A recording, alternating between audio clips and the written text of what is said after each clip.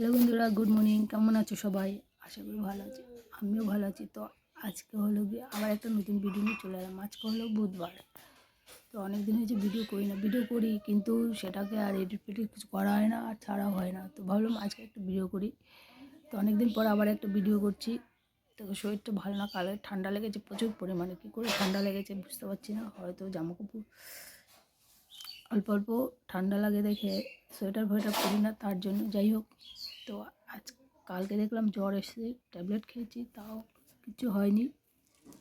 ওষুধ একটা খেয়ে নিয়েছি, দেখলাম হলো না। আজকে খুব জ্বর এসেছে, তার জন্য ভাবলাম আজকে আর ভাত করবো না। তো আজকে কি করেছি খাবারটা দেখো, আজকে তোমাদের সাথে আমি শেয়ার করছি।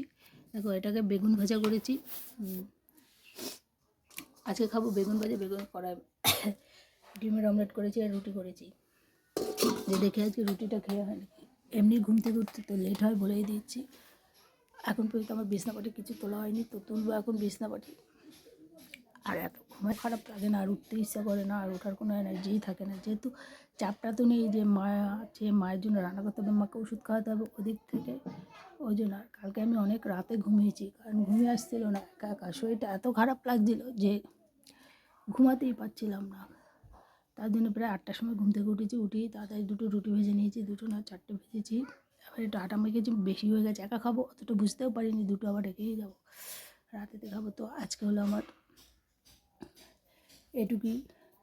দেখো, কোনো কাজই করতে ইচ্ছা করছে না, হাত পা যেন চলছে না। আমার শরীরটা এরকম বুঝতেই পারছি না, কিছু ভালো লাগছে না। হয়তো মা চলে গেছে, সেটার জন্য আমি মেনে নিতে পারছি না, এখনও নিজেকে ঠিক মতো নিয়ে আসতে পারছি না।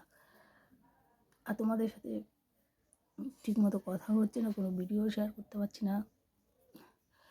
কিন্তু বলবো সব কিছু আমার করা আছে, রেকর্ডিং মানে ভিডিও করে রেখেছি, সব কিছু শেয়ার করবো, কিন্তু করার সময়টা পাচ্ছি না। যেহেতু কাজে যেতে হবে বেঁচে থাকার জন্য, তাই কাজের জন্য প্রতিদিন যাচ্ছে। কাজ গিয়ে মাথাটা প্রচণ্ড যন্ত্রণা করছে, হাত পা তো এখন পর্যন্ত ধুয়ে হাতে আটা মেখে রেখেছি।